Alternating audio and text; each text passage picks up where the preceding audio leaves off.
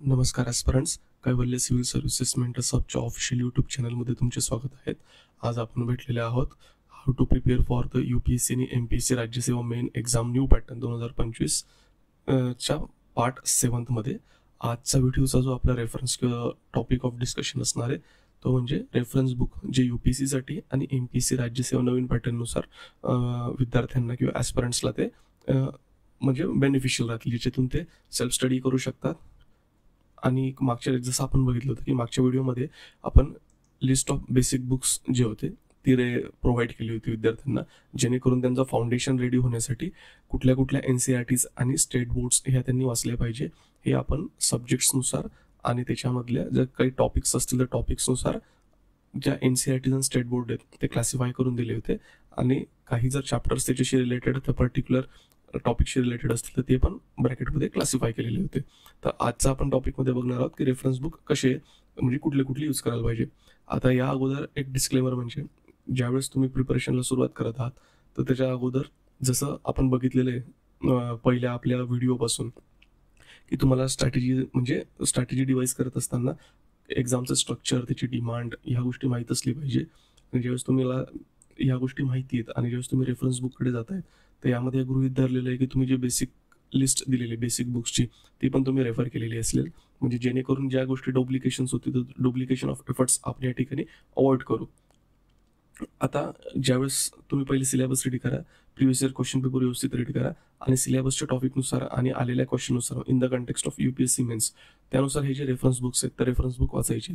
Reference book वाचत असताना ही लक्षात घ्यायचं की जोही टॉपिक असेल तो सिलेबसच्या टॉपिकने ओरिएंट कडून वाचायचा.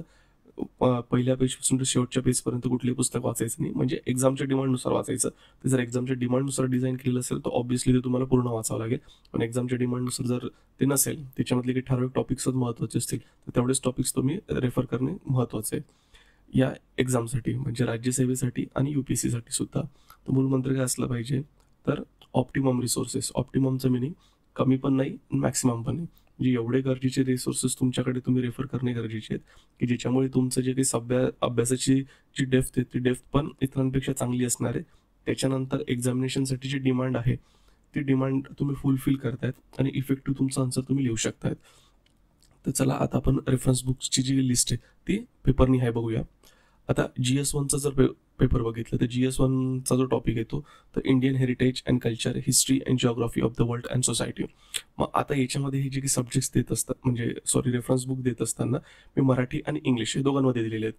म्हणजे सपोज ज्यांना UPSC ही मराठीतून द्यायची ते मराठीतून रेफरन्सेस देऊ शकतात, ज्यांना UPSC इंग्लिशमधून द्यायची ते इंग्लिशचे रेफरन्सेस बुक्स आहेत ते रेफर करू शकतात. राज्यसेवेच्या कंटेक्स्टमध्ये ज्या विद्यार्थ्यांना राज्यसेवा ही मराठीमधून द्यायची ते मराठीतले बुक्स रेफर करू शकतात आणि ज्या विद्यार्थ्यांना राज्यसेवा इंग्लिशमध्ये द्यायची ते इंग्लिशमधील बुक्स जे असतात ते रेफर करू शकतात.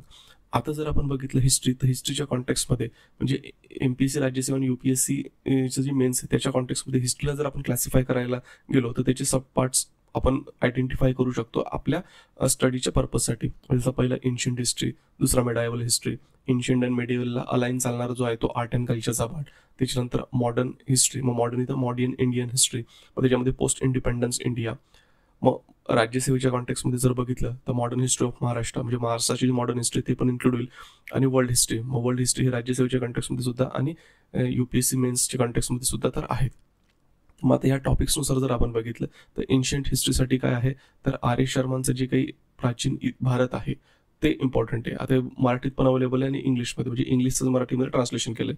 आता जर आपण बेसिक बुक्सची जी लिस्ट दिली होती त्या बेसिक बुकच्या लिस्टमध्ये आपण हा जो चॅप्टर म्हणजे हे जे बुक होतं ते पण इन्क्लूड केलेलं होतं, म्हणजे ही ॲज अ ओल्ड NCERT म्हणून होती. तर तुम्ही बेसिक बुक्समध्ये हे कव्हर केलं असेल तर इथे पुन्हा करायची गरज नाही. मिडिवल इंडियामध्ये पण तेच, मध्ययुगीन भारत सतीश चंद्रांचं आहे. त्याच्यानंतर इंग्लिशमध्ये बघितलं तर history of medieval India by Satish Chandra. हे पण आपण बेसिक बुक्सची जी लिस्ट होती त्याच्यात गोष्टी कव्हर केलेल्या होत्या. जर तुम्ही अगोदर कव्हर केले असेल तर पुन्हा हे रीड करण्याची आवश्यकता नाही. आर्ट अँड कल्चर, मग आर्ट अँड कल्चरमध्ये मराठीमध्ये जर बघितलं तर भारतीय कला आणि संस्कृती भूषण देशमुख सरांचं आहे सगळ्या पब्लिकेशनचं. आणि जर इंग्लिशमध्ये बघितलं तर Indian art and culture by Nitin Singhania. आता आर्ट अँड कल्चरमध्ये आपण बेसिक बुक्समध्ये मेन्शन केले होते की स्टेट बोर्डाचे काही पुस्तकं आहेत आणि NCERTचे पुस्तकं आहेत. तो कंटेंट कव्हर केल्यानंतर जो उर्वरित भाग असणार आहे तो तुम्हाला हे रिमेनिंग जे पुस्तक आहे किंवा रेफरन्स बुक आहे याच्यामधून तुम्ही ते कव्हर करू शकतात. म्हणजे डुप्लिकेशन ऑफ एफर्ट्स नाही करायचे, त्याच्यात पण ते पण रेफर करायचं आणि हे पण रेफर करायचं, तर तसं करायचं नाही. Modern Indian history. आता मॉडर्न इंडियन हिस्ट्रीमध्ये जो बेसिक आपण एनसीईआरटी मध्ये बघितलं होतं तो म्हणजे modern India bye Bipin Chandra. आता हे बुकच्या फॉर्ममध्ये पण याला ओल्ड एनसीईआरटी पण म्हणतात, हे तिथं कव्हर केले आहेत, तर मग ते इथं करण्याची गरज नाही. मराठीच्या कंटेक्समध्ये जर बघितलं तर बिपिन चंद्राचं जे इंडिया स्ट्रगल फॉर इंडिपेंडन्स आहे, त्या मराठीमध्ये ट्रान्सलेशन अवेलेबल आहे, किंवा तुम्ही याच्या हे रेफर करा, नाहीतर मग काय ग्रोवर आणि भिल्लेकरांचं जे असणार आहे ते रेफर करा. दोघींपैकी कुठलेही एक रेफर करा.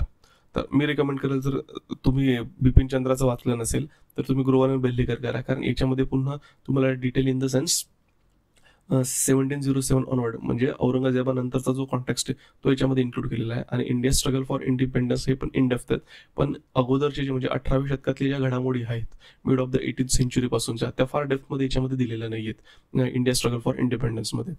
आता मग इंग्लिशच्या कंटेक्समध्ये जर आलं तर स्पेक्ट्रम जे आहे, a brief history of modern India किंवा इंडिया स्ट्रगल फॉर इंडिपेंडन्स. आता तुम्ही brief history of modern India हे जर बघितलं राजीव हैर यांचं स्पेक्ट्रमचं, हे काय नथिंग बट द बिपिन चंद्राचे नोट्स आहेत, म्हणून तुम्ही इथं जर बिपिन चंद्राचं पुस्तक जरी नाही वाचलं तरी चालेल. याच्यामधले काही फक्त ठराविक चॅप्टर्स वाचावे लागतात, ते आपण पुढे नंतर बघूया. आणि त्याच्यानंतर याला अल्टरनेटिव्ह तुम्ही अजून काय वाचायला हवं तर from Plassey to partition and after the history of modern India by Shekhar Bandopadhyay. मग शेखर बंदोपाध्याय यांचं जे बुक आहे याच्यामध्ये चांगले जे काही थॉट प्रोसेस म्हणजे युपीएससी मध्ये जे क्वेश्चन्स येत आहेत ते क्वेश्चन्स जवळपास जर हे बुक तुम्ही रीड केलं तर तुम्ही त्याला व्यवस्थित ऍड्रेस करू शकतात. हे बुक ऑप्शनलची मुलं पण जे आहेत ते रेफर करतात, हिस्ट्री ऑप्शनलची मुलं. आता पोस्ट इंडिपेंडन्स. मग पोस्ट इंडिपेंडन्ससाठी पण काय आहे मराठीमध्ये India since independence by Bipin Chandra. मग सॉरी याच्यामध्ये काय करायचं आहे, इंडिया सिन्स इंडिपेंडन्स बरोबर, पोस्ट इंडिपेंडंट इंडियासाठी बिपिन चंद्रांचं हे पुस्तक आहे, तेच इंग्लिशमध्ये जे आहे त्याचंच हे मराठीमध्ये ट्रान्सलेशन केलं आहे, म्हणून इंग्लिशमध्ये पण India since independence by Bipin Chandra. मग आता मॉडर्न हिस्ट्री ऑफ महाराष्ट्र जर बघितलं, हे रेफर करत असताना गाठाळांचं जे आहे SS गाठाळ आधुनिक महाराष्ट्राचा इतिहास, एक तर हे किंवा आधुनिक महाराष्ट्राचा इतिहास बाय डॉक्टर अनिल कठारे. याच्यामध्ये जे तुम्हाला व्यवस्थित वाटेल हे तुम्ही रेफर करू शकतात. SS गाठाळ जे आहे हे व्यवस्थित लुसिडली लिहिलेलं आहे, सिम्पल लँग्वेजमध्ये समजण्यासारखं आहे, तर हेही तुम्ही रेफर केलं तर मोर दॅन इनफ आहे. आता इंग्लिशच्या कॉन्टेक्समध्ये जर बघितलं तर महाराष्ट्राचं एवढं हिस्ट्रीच्या कॉन्टेक्समध्ये जो काही सोर्स आहे तो मला भेटलेला नाही, तर तुम्ही या ठिकाणी स्टेट बोर्ड जे असतील ते स्टेट बोर्ड इंग्लिशमध्ये पण अवेलेबल आहे, महाराष्ट्र हिस्ट्रीसाठी ते रेफर करू शकतात, किंवा UPSCला त्याला रिलेशन नाही, याचं काम फक्त कुठल्या कॉन्टेक्समध्ये येणार आहे तर राज्यसेवेच्या कॉन्टेक्समध्ये. मग वर्ल्ड हिस्ट्री. वर्ल्ड हिस्ट्रीसाठी जर मराठीमध्ये बघितलं तर आधुनिक जगाचा इतिहास जैन माथुर यांचं आहे, हे बुक इंग्लिशमध्ये पण अवेलेबल आहे, त्याचंच मराठीमध्ये ट्रान्सलेशन दिलेलं आहे, तर वर्ल्ड हिस्ट्रीसाठी हे बुक रेफर करू शकतात. आणि जे काही UPSC किंवा MPSC इंग्लिशमधून करू इच्छितात त्यांच्यासाठी हे 2 बुक्स आहेत, a world history of modern world by outline by Ranjan Chakravarti. Ranjan चक्रवर्तींचं यांचं पुस्तक आहे वर्ल्ड हिस्ट्रीवर, आणि त्याच्यानंतर mastering modern world history Norman and Lowe, हे 2 जे पुस्तकं हे 2 इम्पॉर्टंट जे पुस्तकं आहेत ते आहेत, ऑप्शनला पण यूज करतात, पण ही रीड करत असताना तुम्हाला सिलेक्टिव्हली रीड करायचे आहेत. मग हा झाला हिस्ट्रीच्या कॉन्टेक्समध्ये. आपण पुन्हा जिओग्राफी आलो. मग जिओग्राफीच्या कॉन्टेक्समध्ये जर बघितलं तर फिजिकल जिओग्राफी. आता जिओग्राफी रीड करत असताना आपण अगोदरच बघितलेलं आहे, बेसिक बुकची जी लिस्ट आहे त्याच्यामध्ये मेन्शन केलेले की स्टेट बोर्डाचे आणि NCERTचे कुठले कुठले पुस्तक तुम्ही कुठल्या कॉन्टेक्समध्ये वाचणे आवश्यक आहे. आता हे वाचल्यानंतर बराचसा तुमचा जो भार असणार आहे जिओग्राफीचा तो कमी होऊन जातो, म्हणजे त्याच्यामध्ये तुमचा भरपूरसा जो पार्ट आहे मेन्सचा आणि प्रिलिम्सचा तो कव्हर होणार आहे.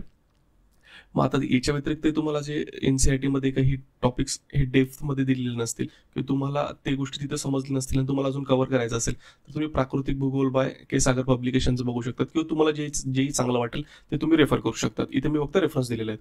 मग एक ॲटलास तुमच्याकडे असलं पाहिजे जेणेकरून जे फिजिकल फीचर्स वगैरे आहेत ते तुम्हाला लक्षात आले पाहिजे कुठे काय आहे.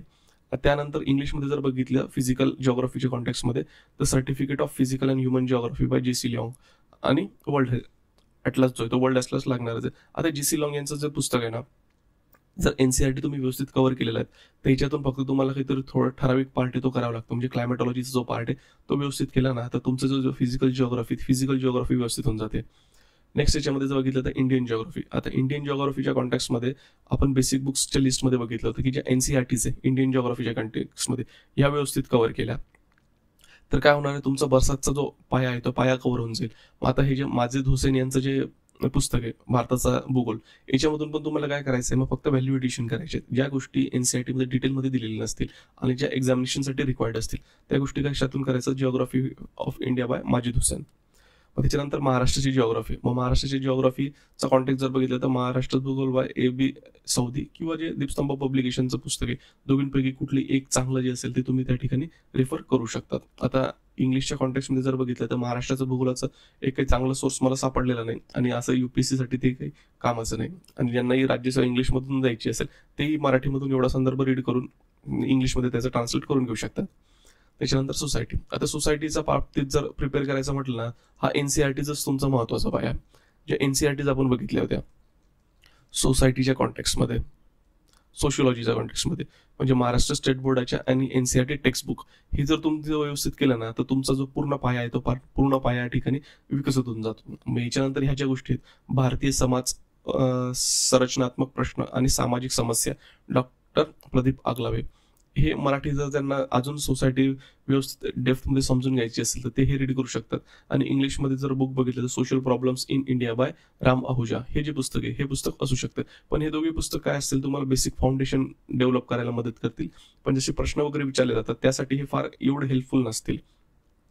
तर हा झाला सोसायटी. आता हा एवढा आपण GS1च्या बाबतीत डिस्कस केलं.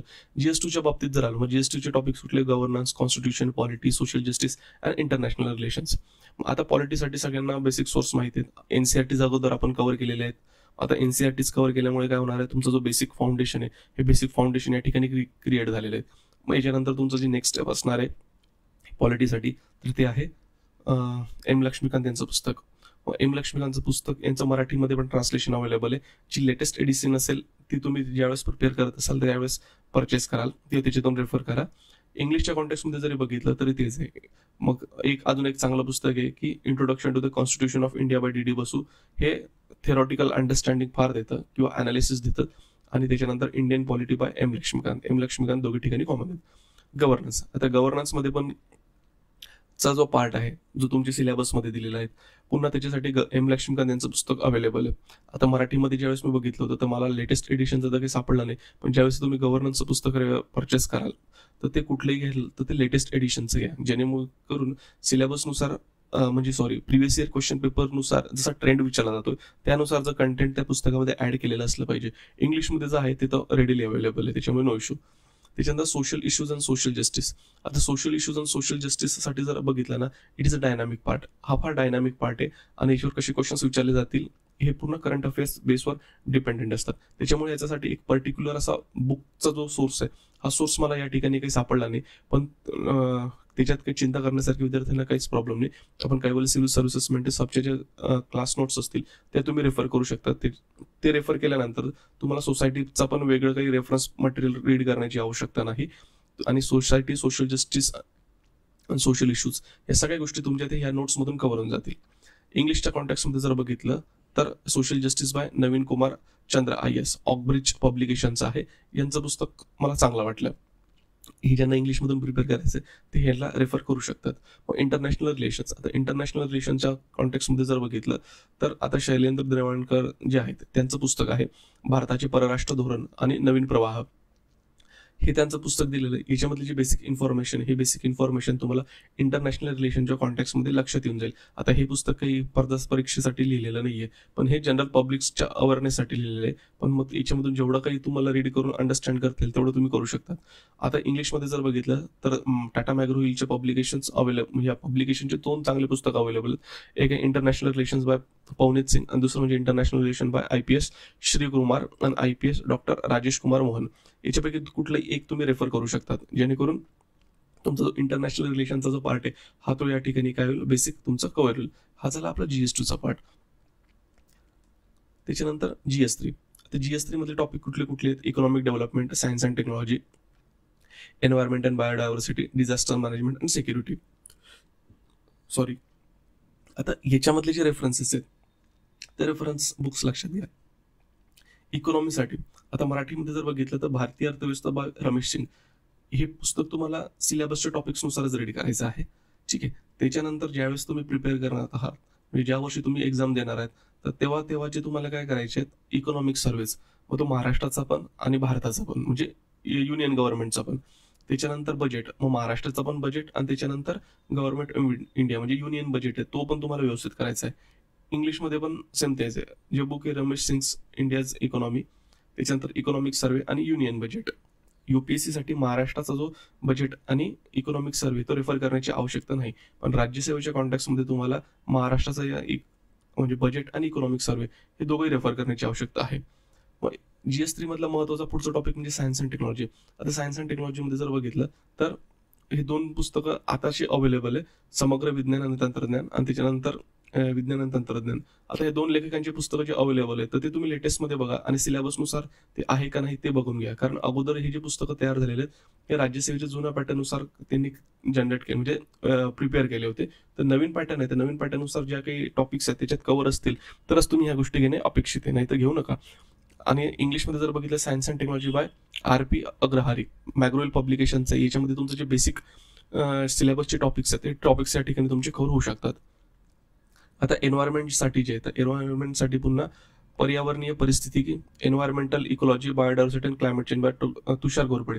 आता हे मराठीमध्ये हे बुक अवेलेबल आहे, जर ज्यांना मराठीमधून प्रिपेअर करायचं आहे त्यासाठी ते एन्व्हायरमेंटचे जे बेसिक अंडरस्टँडिंग आहे त्याच्यासाठी हे पुस्तक रेफर करू शकतात. आणि इंग्लिशसाठी जे असेल ते environment by Shankar IAS academy. आता सायन्स अँड टेक्नॉलॉजी आणि एन्व्हायरमेंट या दोघींच्या बाबतीत मी तुम्हाला बेसिक बुक्समध्ये म्हटलं होतं, जरी आपण NCERT स्टेट बोर्ड्स हे मेन्शन करून दिलेले आहेत तरी तुम्ही ते वाचणे अपेक्षित नाही, कारण याचा रेफरन्स हा मॅक्सिममली कशासाठी येतो तर प्रिलियमसाठी येतो. आणि दुसरी गोष्ट म्हणजे जर याचा मेन्समध्ये जरी जो रिलेव्हन्स असला तर सायन्सच्या बाबतीमध्ये science and technology general science नाही येणार, आणि एन्व्हायरमेंटच्या कॉन्टॅक्टमध्ये जर बघितलं तर क्लायमेट चेंज, बायोडायव्हर्सिटी मधले इश्यूज, असे इश्यूज विचारले जातात जे करंटशी रिलेटेड आहे. आता यामध्ये आपण बघत असताना तर लक्षात घ्या, म्हणून सायन्स अँड टेक्नॉलॉजीसाठी हे जे पुस्तक आहेत हे पुस्तकं तुम्ही बेसिक अंडरस्टँडिंगसाठी रेफर करू शकतात. आणि सिमिलरली एन्व्हायरमेंटचे जे आहे ते एन्व्हायरमेंटचं तुमचं प्रिलिम्सचं पण काम होतं, मेन्सचं काम होतं या पुस्तकावरून. आणि इंग्लिशमध्ये obviously environment by Shankar IAS academy. Disaster management. आता डिझास्टर मॅनेजमेंट हा जर टॉपिक बघितला तर हा दिला तर आहे, पण याचं जे काही तुम्हाला प्रिपरेशन करायचं आहे हे प्रिपरेशन जिओग्राफी सब्जेक्टला अलाइन राहून करायचं आहे, जेणेकरून जिओग्राफीचे बरेचसे जे स्टँडर्ड बुक्स आहेत त्याच्यामध्ये डिझास्टर मॅनेजमेंटचा पार्ट पण कव्हर केलेला असतो. मग त्यामुळे तो तुम्ही तिथून कव्हर करणे आवश्यक आहे. याच्यासाठी स्पेशल रेफरन्स मटेरियल यूज करू नका, म्हणजे स्पेशल बुक यूज करू नका. मग आता जर तुम्ही मराठीमध्ये तुम्हाला करायचं असेल तर मग डिझास्टर मॅनेजमेंट कशातून कव्हर करा, भारताचं भूगोल बाय माझे हुसेन याच्यामध्ये काही चॅप्टर्स दिलेले डिझास्टर मॅनेजमेंटचे हे त्याच्यातून तुम्ही कव्हर करू शकता. बाकी याच्यामध्ये आपण नोट्स प्रोव्हाइड करणार आहोत. इंग्लिशमध्ये जर बघितलं तर disaster management bye study IQ publication. Study IQ पब्लिकेशनचं असेल किंवा तुम्हाला दुसरं जेही काही पब्लिकेशन किंवा क्लासचे नोट्स म्हणजे सुटेबल वाटल्या ते तुम्ही डिझास्टर मॅनेजमेंटसाठी यूज करू शकता.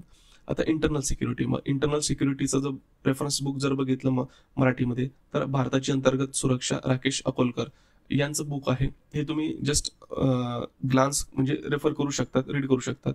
त्याच्यानंतर इंग्लिशमध्ये जर बघितलं तर internal security by Rajeshri Verma Pearson पब्लिकेशनचं आहे, हे तुम्ही रेफर करू शकतात. हे झाली आपली GS3 ची जी बुक लिस्ट आहे ती. त्याच्यानंतर आपण GS4. आता GS4 मध्ये जर बघितलं टॉपिक इथिक्स, इंटिग्रिटी आणि ऍप्टिट्यूड म्हणजे नीतिशास्त्र, सचोटी आणि अभियोग्यता. आता याच्यासाठी मराठीमध्ये जर बघितलं तर आय थिंक सुब्रमण्यम भालचंद्र केळकर यांचं पुस्तक आहे, आणि त्याच्यानंतर अपर्णा दीक्षित आणि सुश्रुत रविश यांचं पुस्तक आहे. तर दोघींपैकी तुम्ही कुठलेही एक यूज करू शकतात बेसिक रेफरन्ससाठी.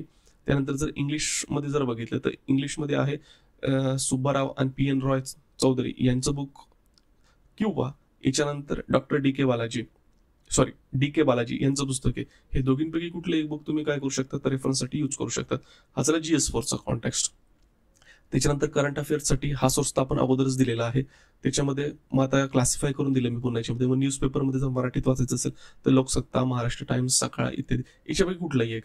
त्याच्यानंतर मग रेफरन्स बुक जे काही असतील, इथे असला पाहिजे की रेफरन्स मटेरियल, इथं बुक्स नाही येणार पण रेफरन्स मटेरियल येईल. तर मग आता या ठिकाणी काय असलं पाहिजे, द हिंदू आणि द इंडियन एक्सप्रेस हे कुठला तरी एक वाचा किंवा दोघेही वाचले तरी चालतील, पण 1 तासापेक्षा जास्त टाइम तुमचं जाता कामा नाही. त्याच्यानंतर जर मॅगझिन बघितलं मग मॅगझिनमध्ये या ठिकाणी आहे आपलं ज्ञान मासिक, आणि हे आपल्याला आपण विद्यार्थ्यांसाठी जे आहे तर ते फ्रीली अवेलेबल करून दिलेलं आहे. तर आपल्या साईटवर जाऊन तुम्ही हे डाउनलोड करू शकतात. मराठीमध्ये ज्ञान मासिक मराठीमध्ये प्रिपेअर करणाऱ्यांसाठी आहे, आणि ज्ञान मासिक जे इंग्लिशमध्ये प्रिपेअर करता येतं त्यांच्यासाठी पण आहे. तुमचा करंट अफेअर्सचा जो सोर्स आहे हा तो तुमचा इथून कव्हर होईल.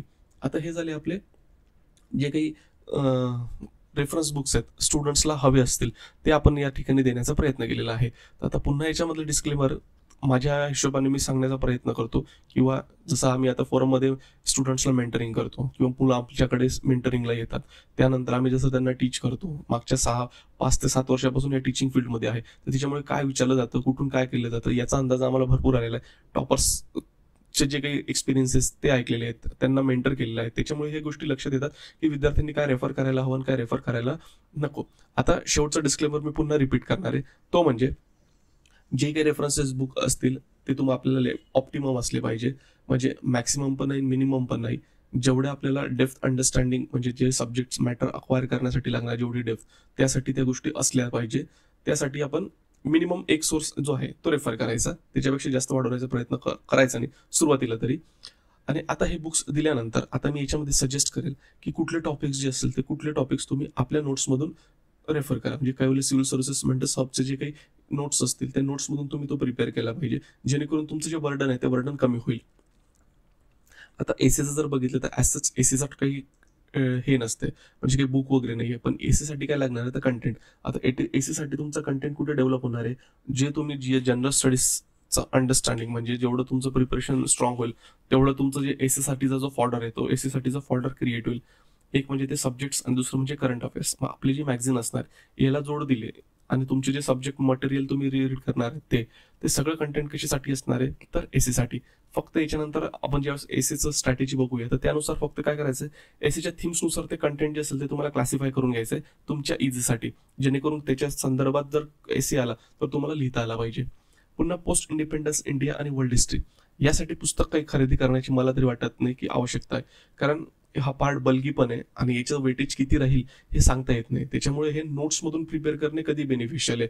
म्हणजे एक बल्की बुक रेफर करण्यापेक्षा क्लास नोट्स जे असतील आपल्या काय सिव्हिल असेसमेंट सबच्या, त्या तुम्ही जर रेफर केल्या तर तुम्हाला याचा फायदा होऊ शकतो.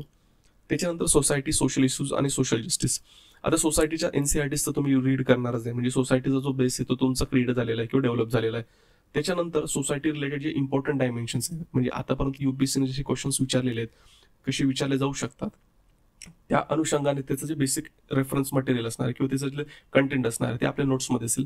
त्याच्यानंतर जे इम्पॉर्टंट सोशल इश्यूज आणि सोशल जस्टिस रिलेटेड डायमेन्शन्स असतील, कॉन्सेप्ट्स असतील, कंटेंट असणार आहे ते पण आपल्या नोट्समध्ये असतील. म्हणजेच तुम्हाला सोसायटी, सोशल इश्यूज आणि सोशल जस्टिससाठी वेगळे काही कुठलं पुस्तक रेफर करण्याची आवश्यकता आहे का नाही, तुम्ही आपल्या नोट्सवर रिलाय राहू शकतात.